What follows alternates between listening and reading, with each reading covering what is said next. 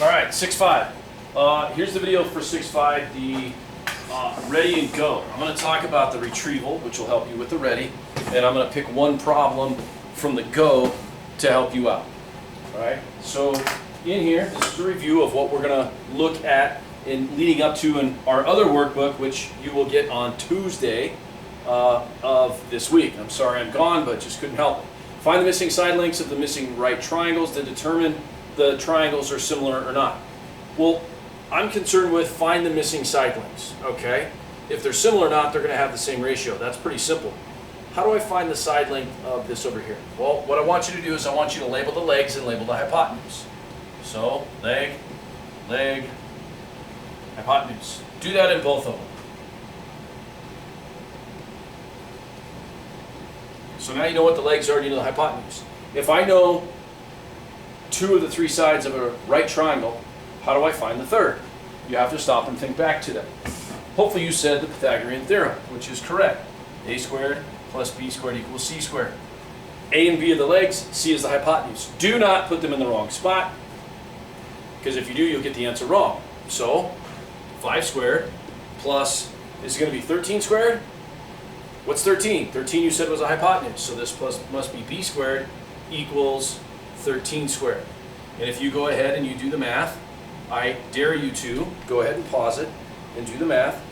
You are going to get the answer for b. b should be equal to 12.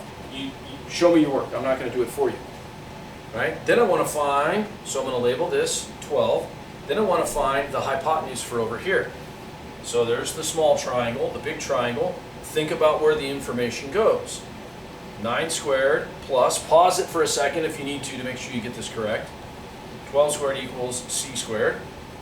81 plus 144, blah, blah, blah. Pause it and see if you get the correct answer. Pause, pause, pause, pause, pause. Did you get it? 15. Now, the last thing it says is, are the triangles similar?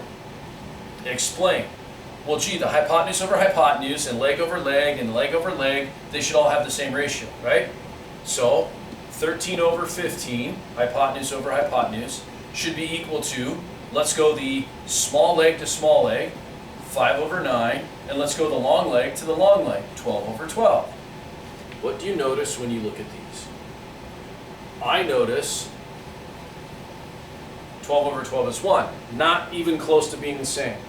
So state why they are not similar. Don't just tell me not similar, why? State why. Well, gee, all the ratios are not the same. So that's what you need to do for this page. Don't worry about number 7. If you're watching the video, good for you. Don't pay attention to number 7. And then in the go, I want you to, by the way, I want you to pick just 4 of these. So pick 4. You pick 4 to do. If you read the directions in the assignment, it will tell you. And you're going to pick 4 of these. Any 4 you want to do, I don't care. Solve. You shouldn't need help with these.